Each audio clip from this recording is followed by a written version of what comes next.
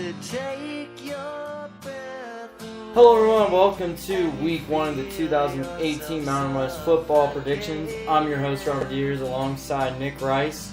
And Nick, we're going to be talking about the week 0 recap and go into the best 2 games going into week 1 for the Mountain West football and under the radar as well. Nick, are you excited?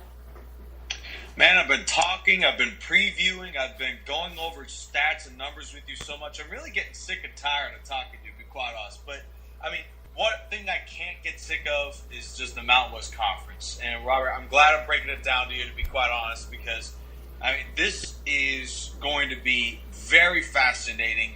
One of the most hotly contested and just incredible conferences in the NCAA, the Mountain West. And really, it gets going this coming Friday with some heavy-hitting ball games. And throughout the years, this is a conference that should really, really impress this year. I'm excited to break it down as week 1 really begins this weekend. All right, Nick, right, so let's start with our first game as the first Mountain West matchup was Hawaii at Colorado State. Hawaii coming up victorious. And this was a team that was supposed to lose by 2 touchdowns going in, and they came up victorious and won 43-34. Cole McDonald was the hero of this game with 418 yards passing and 3 touchdowns, but also Nick Rice also had 13 carries for 96 yards with 2 touchdowns. I have to say, the defenses weren't good on either side, but Hawaii, what a strong start they had. Wasn't good on either side. Well, that is very nice of you to say, Robert. These defenses were awful, and there's just no other way to slice it. 653 yards for Colorado State, 617 for Hawaii. I picked up the joysticks and played a great game of Madden on arcade mode. That was what this game was. But that should not discount the terrific play from both quarterbacks. The victor was Cole McDonald, as you mentioned, for Hawaii. But ironically, the best performance from the quarterback came to the loser of Colorado State in a KJ Carta-Samuels. I don't know if you saw that coming. Nick Stevens leaves from my alma mater, Vista Marietta. I had to throw that in there. But Nick Stevens leaves, and Carta-Samuels has a great performance. 537 yards and 5 touchdowns. What a game. And it really, despite it being lopsided to start, it was a game that came down to the bitter end.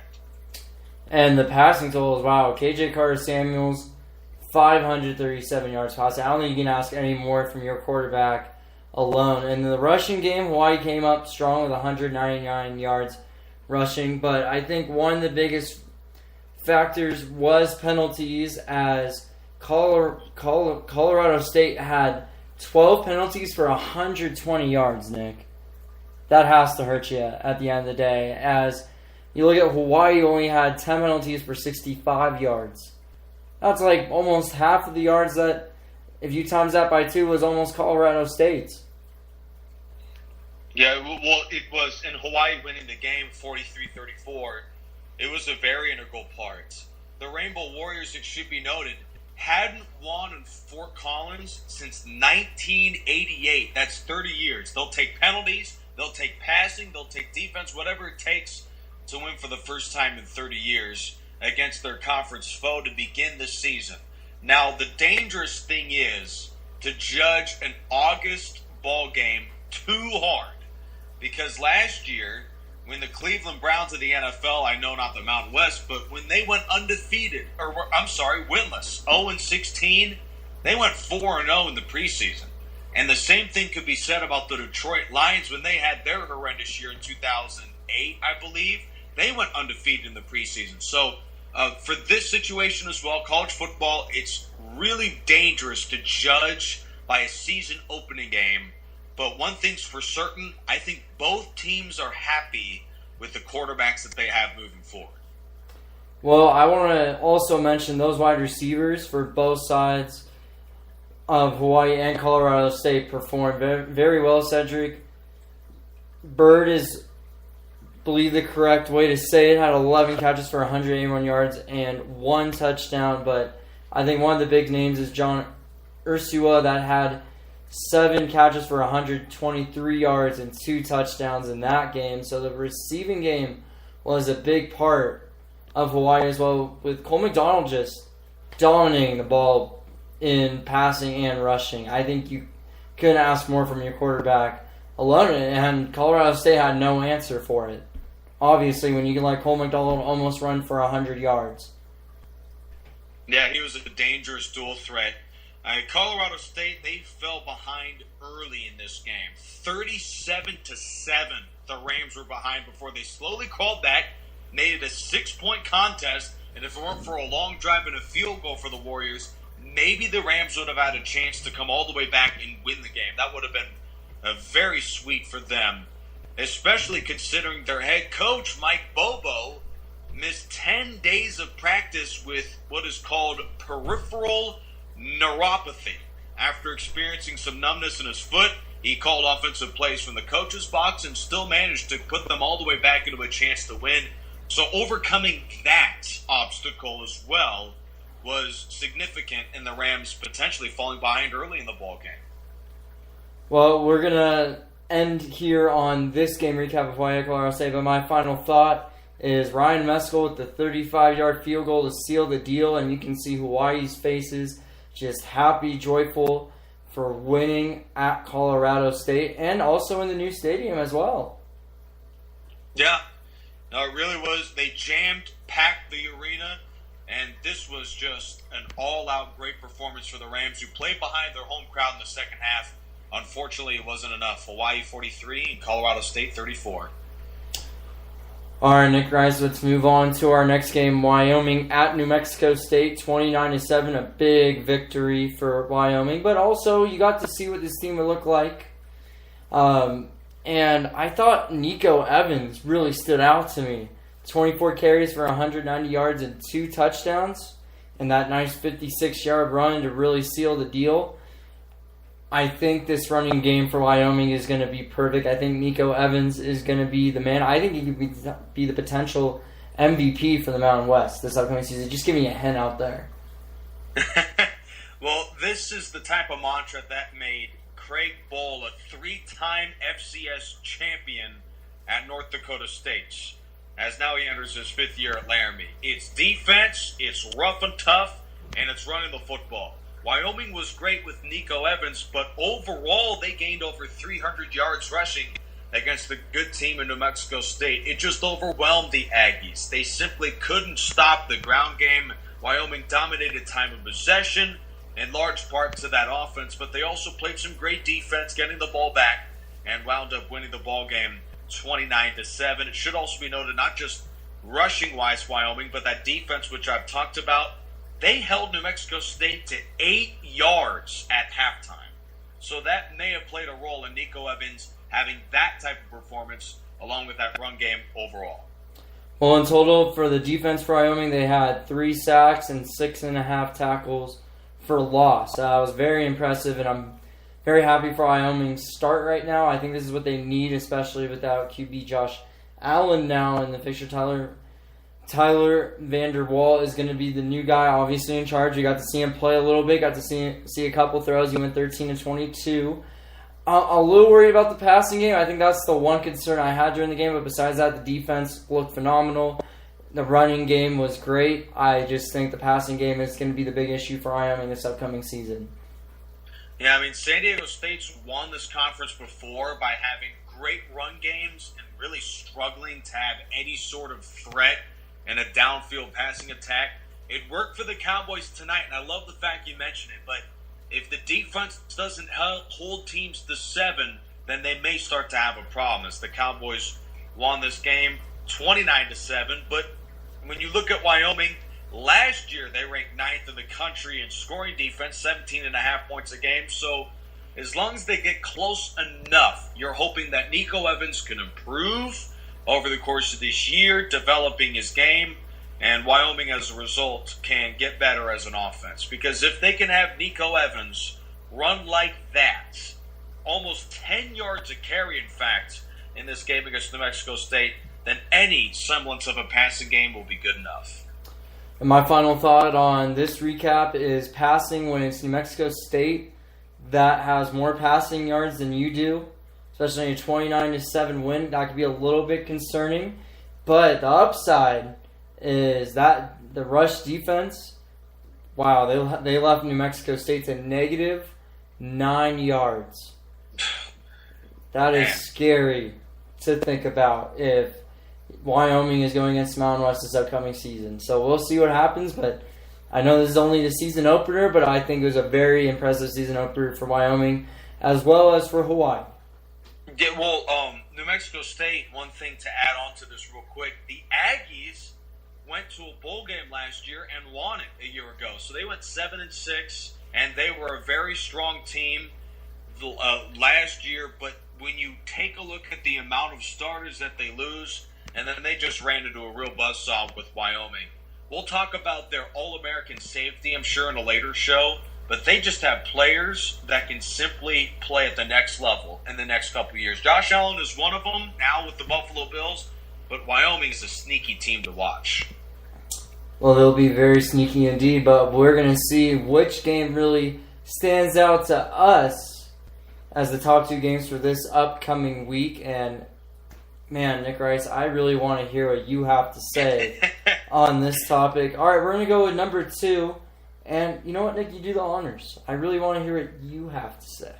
See, last week, for those of you who joined us, Mountain West Connection, SB Nation, Spreaker.com, National Sports, for those of you last week who tuned in about all the different things we disagreed about, man, I'm telling you, I could not tell you how many times that you and I just simply don't see eye to eye, which is weird. And I think this is one of those games. Because for the number 2 noteworthy game I have for this coming weekend, we'll predict this game, in fact, along with other games as well. But from my breakdown of this number 2 game, Friday at 4 p.m. Pacific, 7 p.m. Eastern, Utah State visits East Lansing to take on Michigan State. Now, on paper, I know what you're thinking. Michigan State may end up being ranked by the end of this year. The Aggies, a team that simply isn't really thought about as a team that could upset a Power 5 school, but let's take a look at some of what they have going on. Before we do, Robert, are you shocked that this is the game I picked number 2? Well, I did pick this game for a different award, but I wasn't shocked by your choice. I knew you were going to pick this one as number 2. I think I have a way better one for number 2, though, to just top it. Okay, well, let me just prove my point, though, as well. With the Aggies, they returned their entire offensive line from a year ago. They got their dual-threat quarterback coming back, Jordan Love from Bakersfield. So the Spartans will most likely have to outscore them. It should be a relatively high-scoring ball game. And that offense last year ranked just 8th in the Big Ten in yards and 10th in yards per carry. So they may struggle for a while to keep up with Utah State's fast-paced offense.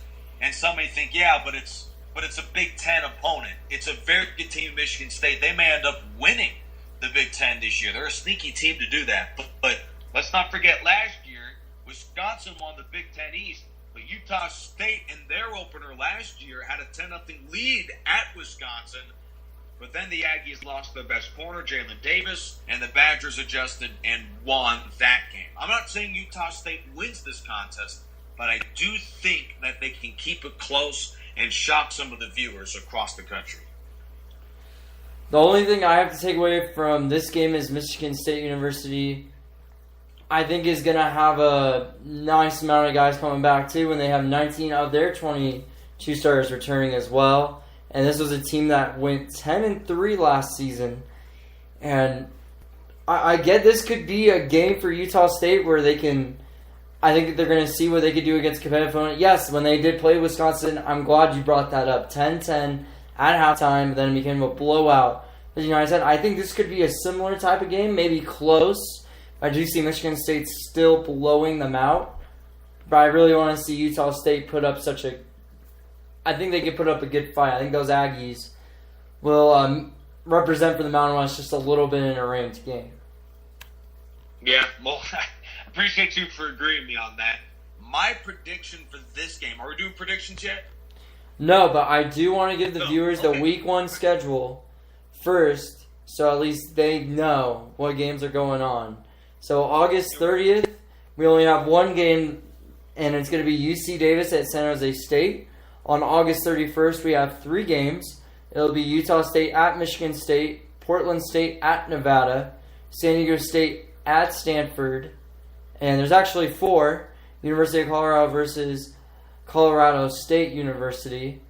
And then we have September 1st, we have 1, 2, 3, 4, 5, 6, 7, 8 games. You have Washington State at Wyoming, UNLV at USC, Boise State at Troy, Idaho at Fresno State, Navy at Hawaii, Incarnate Word at New Mexico, and Stony Brook at Air Force.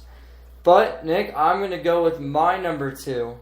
And this is a fun rivalry, I have to say. University of Colorado versus Colorado State.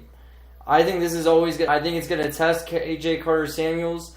I think it's going to see what their offense could do against Colorado. I think Colorado is still going to be a very tough team.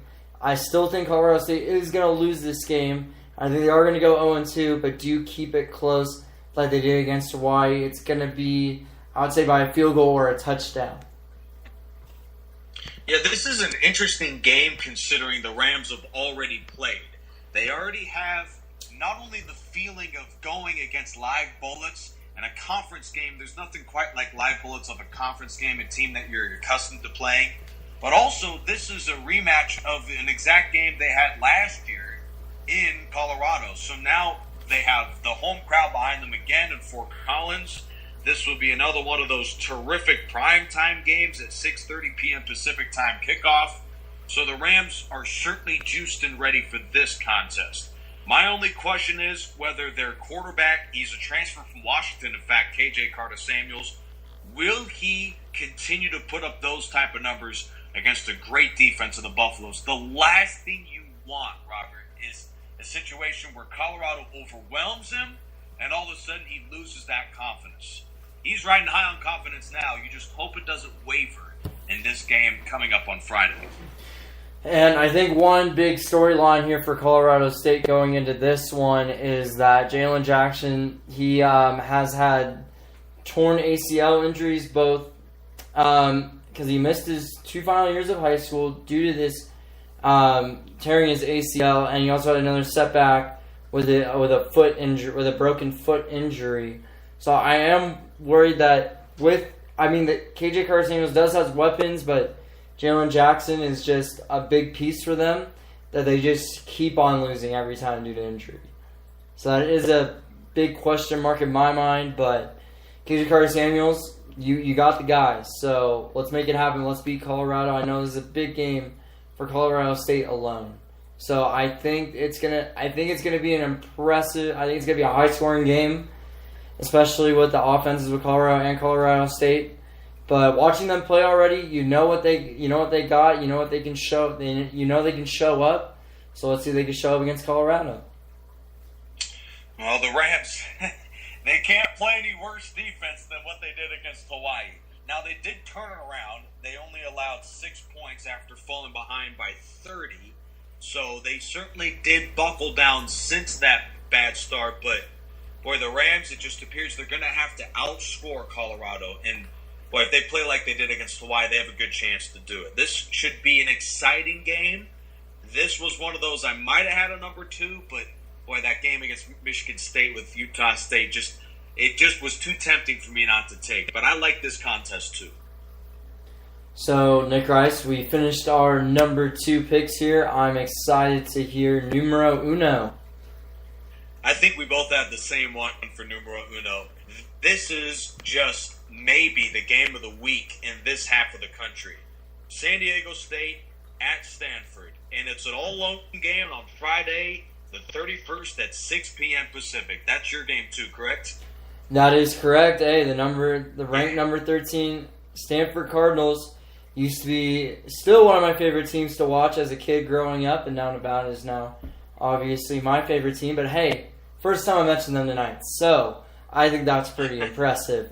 One big note to really notice here is they're going to be the Stanford Cardinals will be without Jesse Burkett, who's their starting center, Elijah Holder, who's their starting cornerback, as well as their other starting quarterback Malik Antoine, and also a couple special teams players. But I think this is a big advantage for San Diego State. I think they got to take advantage of injuries. Injuries do happen, and I feel bad for Stanford going into that type of situation.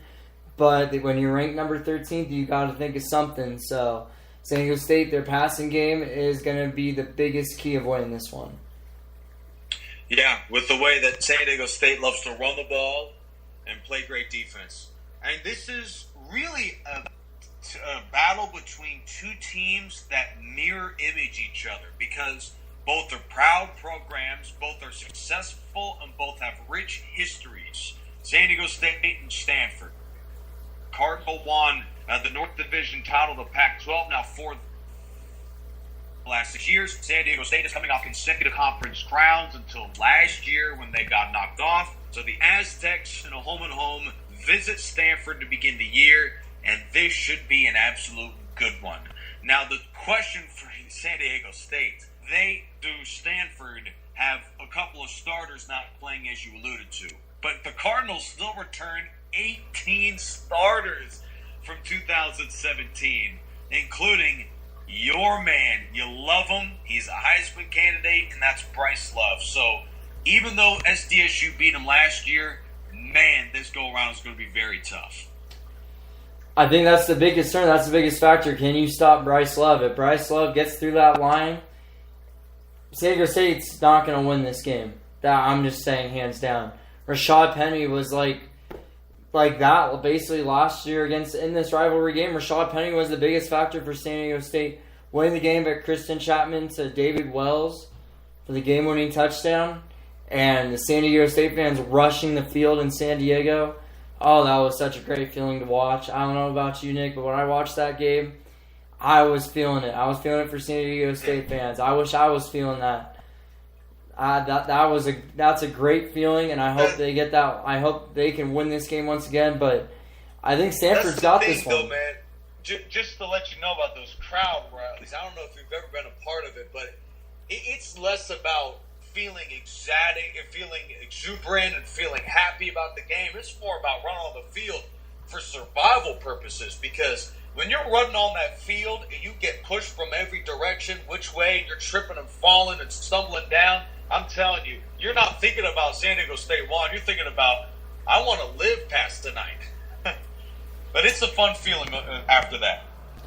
Well, the only time that Nevada's had that feeling in football history was 2010 when Colin Kaepernick and the Nevada Wolfpack defeated Boise State and won that game, and that was their first top 10 opponent win in history and their only top 10 opponent win in history. Really? For the Nevada Wolfpack football. Yes. Community. I know we're getting a little off topic, but this is the Mountain West. I want to brag a little bit about the Mountain West right now. Colin Kaepernick, even though he's not playing in the NFL, he, I think, is very much underrated, not only for his time in Nevada and Reno, but also, man, in the NFL, during his last big year in the National Football League, he managed to have a quarterback passer rating that was in the top half of football, and he really was strong throughout those consecutive NFC Championship appearances and Super Bowl with the 49ers. So I know I digress, but Colin Kaepernick, I think, needs to get his due before we forget about him entirely. And I think Colin Kaepernick has been such an underrated player. When he played for my favorite San Francisco 49ers, I loved him. Definitely one of my favorite players. He worked hard. He had good work ethic and made it to a Super Bowl. And I got to watch it in high school. That's correct. Yeah, in high school. That was a fun feeling to watch. It was and I got to see that Alex Smith era as well. But going back on topic here, I do want to say if San Diego State does win this game, they are going to be ranked. Hands down. If they're not ranked after this game, I will be shocked. I really want to see Boise State and San Diego State both ranked by the end of the season. And I think that is such a big possibility for that to happen. Last time San Diego State went and beat Stanford, they became ranked, I want to believe, number 22 after that. Because they had an impressive 6-0 run. Boise State. Yeah, that's the rank number 22 of Boise State right now. As for San Diego State, that was what really helped them last year, that win over Stanford. But one of the things that are concerning about this game, and yes, it's a great test, but you just worry, will the players understand that this isn't a sprint, this is a marathon? And as important as beating a Pac-12 opponent is off the bat of the season, what is most important to being right for early December in the Mountain West Conference Championship game? That has to be the main focus right now, but I'm sure that they are understanding that and working on.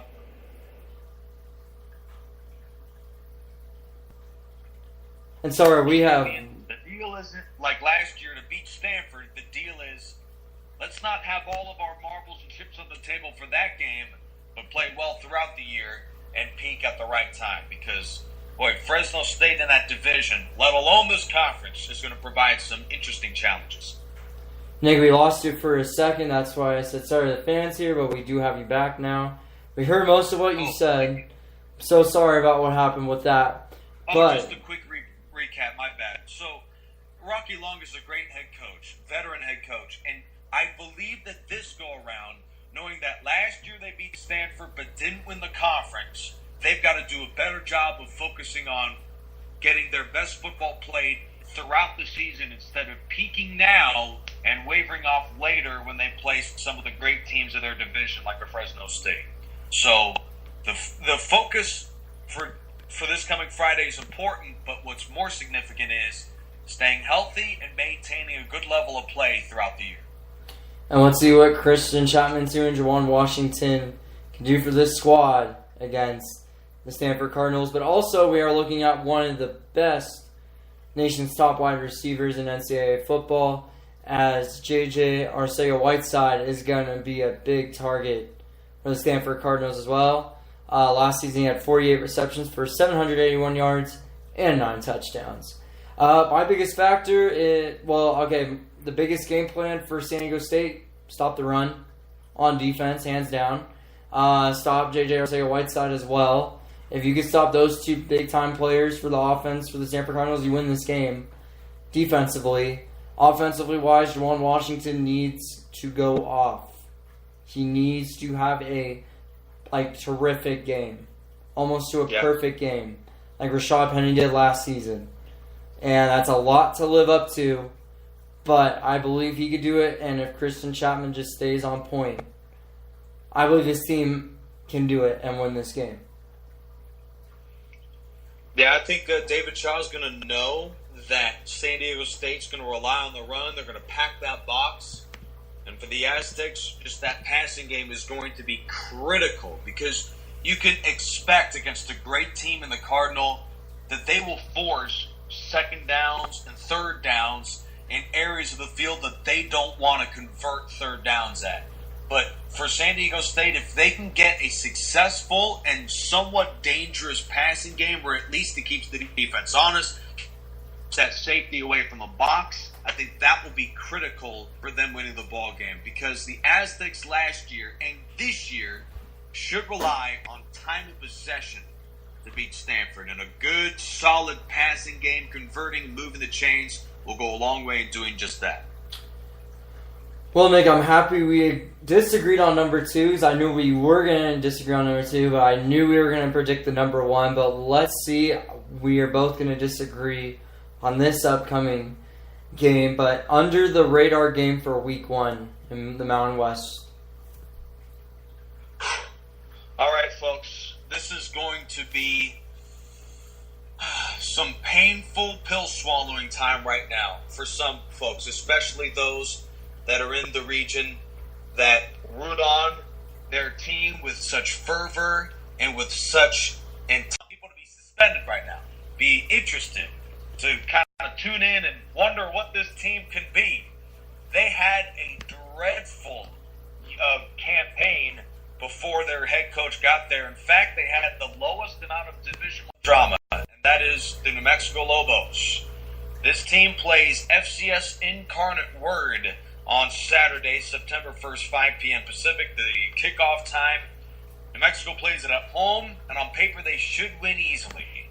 But I am questioning that to a T, knowing that the Lobos have had their drama with head coach Bob Davie. He was suspended in the spring amid conduct violations involving cover-ups of sexual assault and domestic violence. The team did not play in a spring game, but Davie still has the job. We don't know all of the specifics.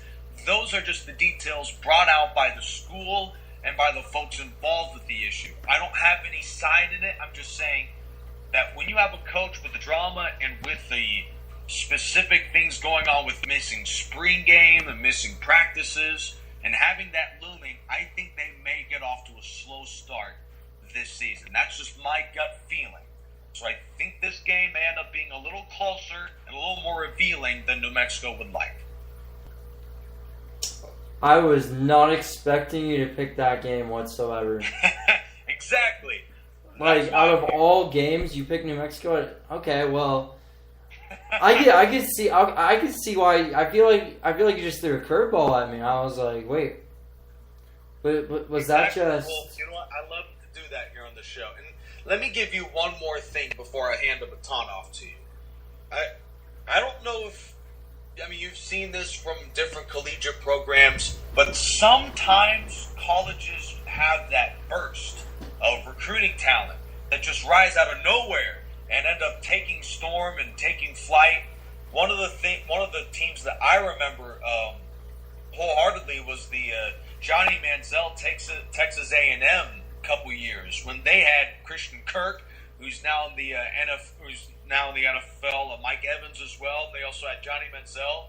They just had an incredible recruiting class, and they came up out of nowhere to Kevin Sumlin, won a bunch of games, and then they went back to real mediocrity in comparison to the SEC. But my point behind that is New Mexico had a great 2-year run with their specific recruiting class, but last year they fell off, and maybe this year they do the same.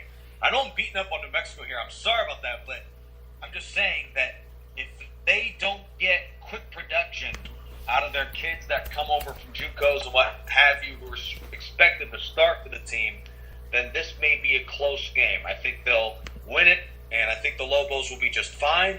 But I'm just telling you, this is a game to watch. Well, one of the big games 2 years ago was Nevada playing Cal Poly at home, and that went to overtime.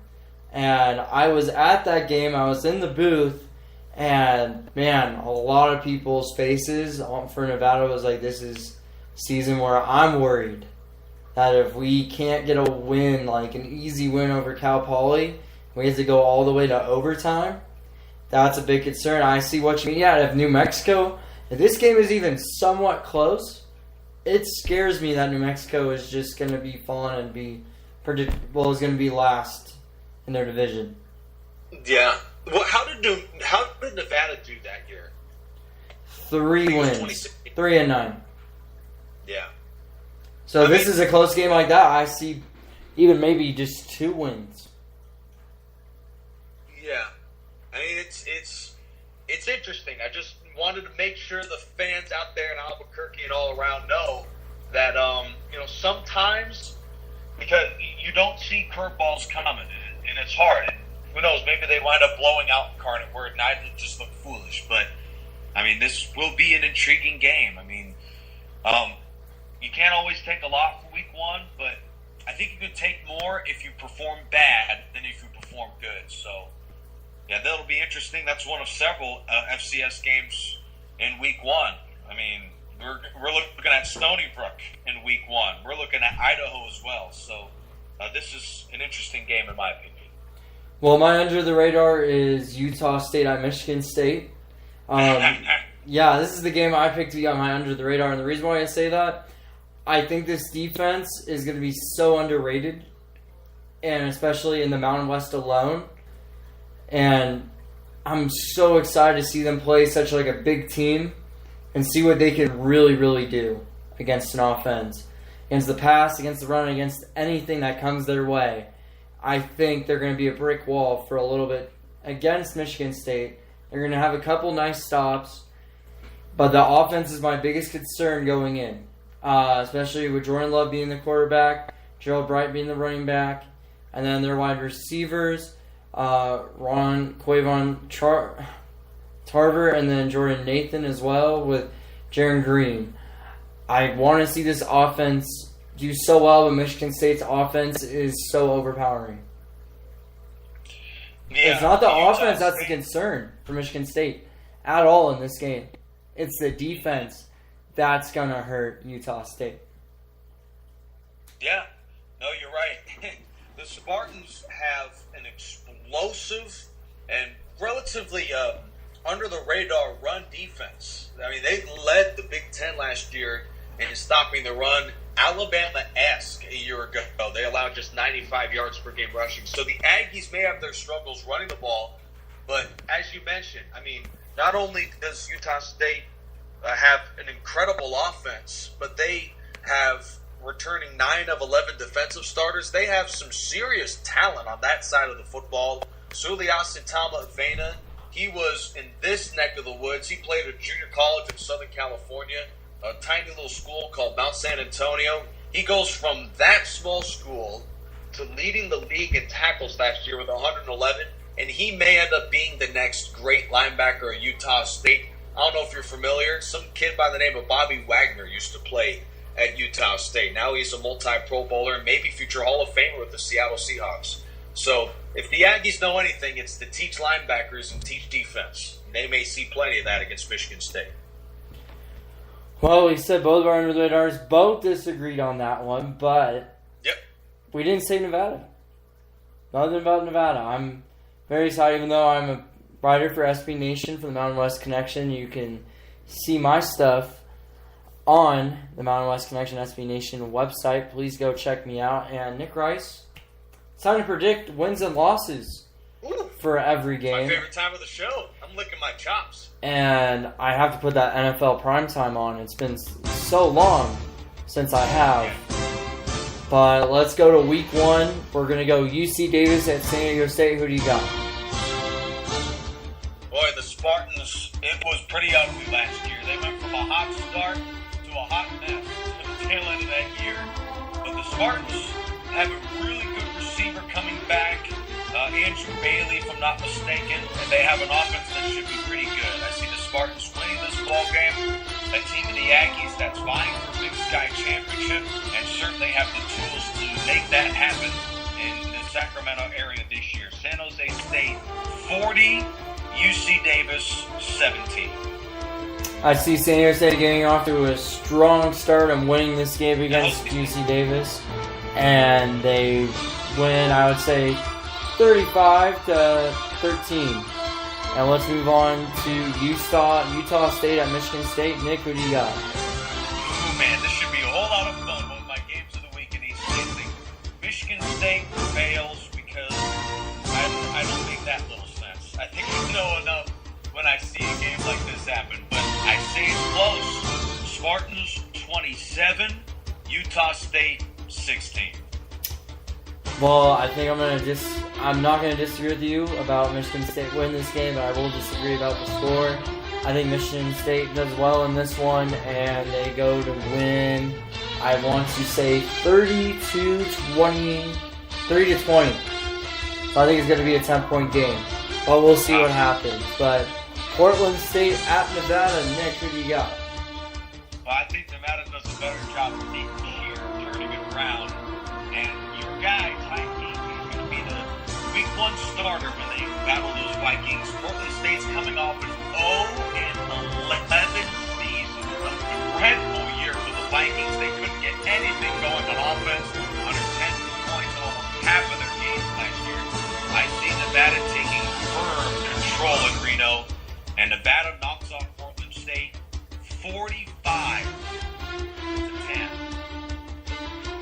Nick Rice, I'm going to agree with you on the score and the win in this game. I actually was thinking 45 in my head.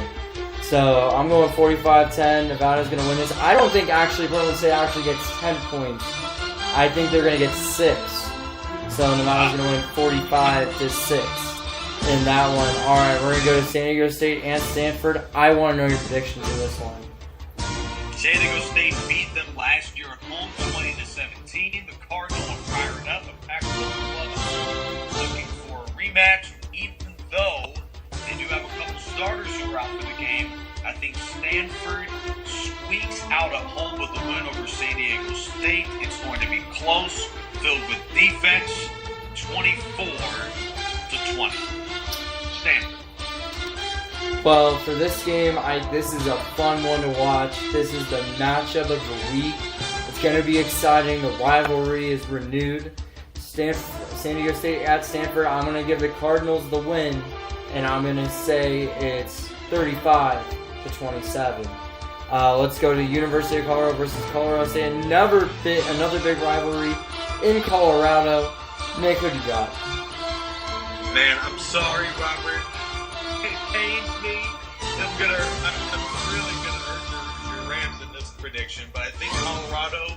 This is a team that is very strong and poised to make some noise in the Pac-12 conference.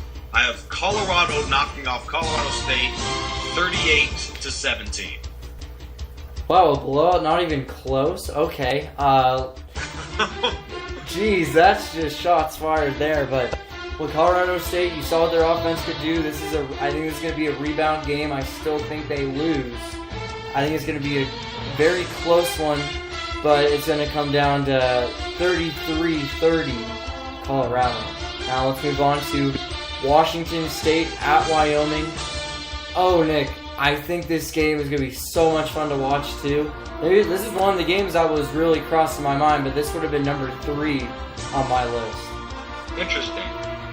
I mean, the Cowboys are going to give them that run offense that Washington State may struggle to defend. After contemplating it, I think that Washington State will probably win the ball game, even though it's a road contest with them. So I have Wazoo by the final score of 38-28 over Wyoming. For this game, I gotta give it to Washington State. But I think it's gonna be a good fight. I think it's gonna go down 27-20. Wyoming loses to Washington State. The next game we have is UNLV at USC, and this game was really stood out to me. So I'm excited to see what UNLV could do. I mean, I think this is gonna be a blowout. But Nick, what's the score? Oh yeah, this is a real tough game for the Rebels. They had a really strong year running the ball, did UNLV a season ago, even though they mix and match quarterbacks. So I think in a game like this, USC is going to bring some heat, and you've got to be behind that pocket for the game to just get ready for that pressure. So that will wind up being too much, in my opinion. The Trojans are a dark horse, not only winning the Pac-12, but making the college football playoffs. So I think Southern California wins by the final score of 52-14. Nick, I don't think UNLV is going to really get much touchdowns in that one, not even 2, to say the least. I'm going to say it's 45-7. Those Trojans take down the Rebels at home. And now we're going to move on to Boise State at Troy. I think this is going to be a fun one to watch. Should be. That Alabama humidity is something to behold. So Troy may have an advantage in that regard. That West Conference, and they go to 1-0 after this ball game in a defensive affair, 29-18. Hey guys, I'm going to go with 27-20. I'm going to go with Boise State getting their first win of the season at Troy. Let's move on to Idaho at Fresno State. Man, what an interesting game. Now the Bulldogs are fine, just as we talked about in the first episode of this Mountain West Connection, for that West Division championship and maybe even a league title. I have Fresno State 34, Idaho 13. I think I got Fresno State giving a nice blowout to Idaho here. I'm going to say 55-14. I'm going to go to Fresno State. But let's go on to Navy at Hawaii. Nick, does the luck keep going for Hawaii is the question. Hawaii with 617 yards against Colorado State last week. I think they keep that going back at home against the team taking that long road trip all the way across the country. Hawaii 40, Navy 30. Wow, well, I think I'm going to make this game a little bit closer, but I'm going to make it 37-27. 33. The Rainbow Warriors get it done and they go 2-0 this season. Alright, Incarnate Word at New Mexico. Nick, I know we predicted this game earlier, both giving New Mexico the win, but what's the score?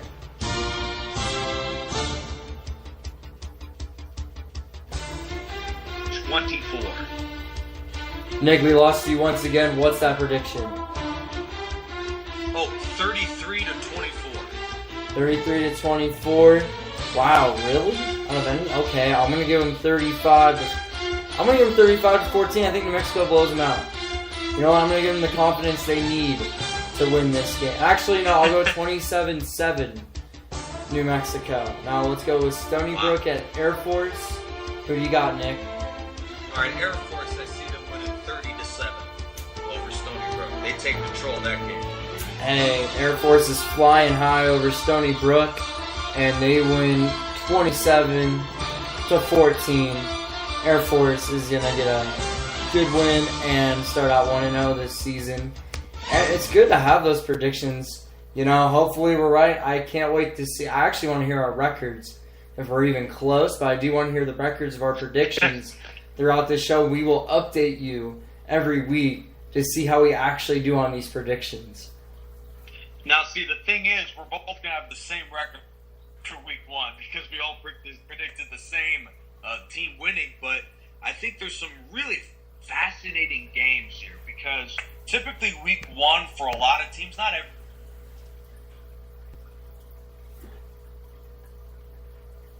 Up with Colorado State. The Rams, they have an intriguing situation with so many starters being lost. So they're going to have to rebound, potentially start slow to the year. It's tough that they open up against a team like Hawaii, but now we know Colorado State and Hawaii have really good quarterbacks. So that's just an example of maybe the storylines we'll see this coming weekend with some of the other teams. And one thing I'm crossing fingers for you, Robert, is that Nevada doesn't need overtime to beat a team like Portland State.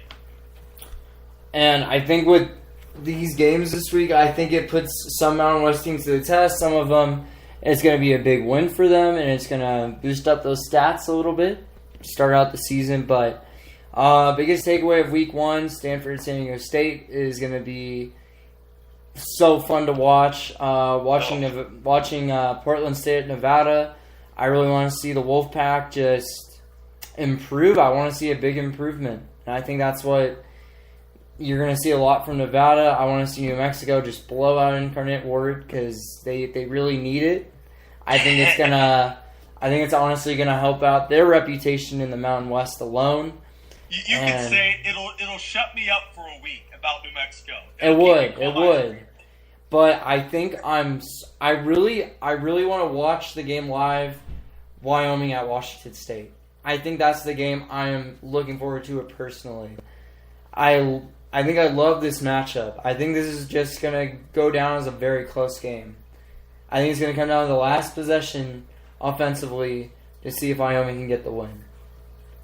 Last year, Wyoming had all the storylines because their quarterback, Josh Allen, was projected to be a first-round pick, and he wound up getting selected top 10 to Buffalo.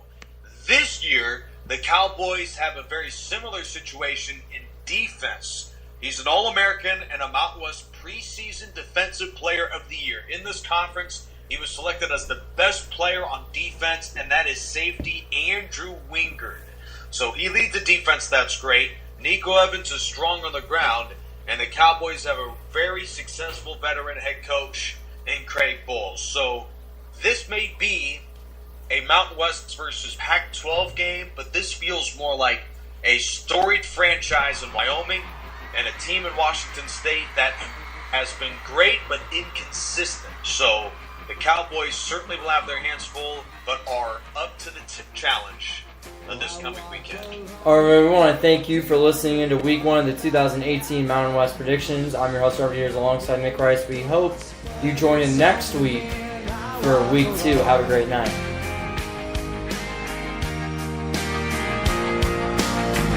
I walk this empty street on the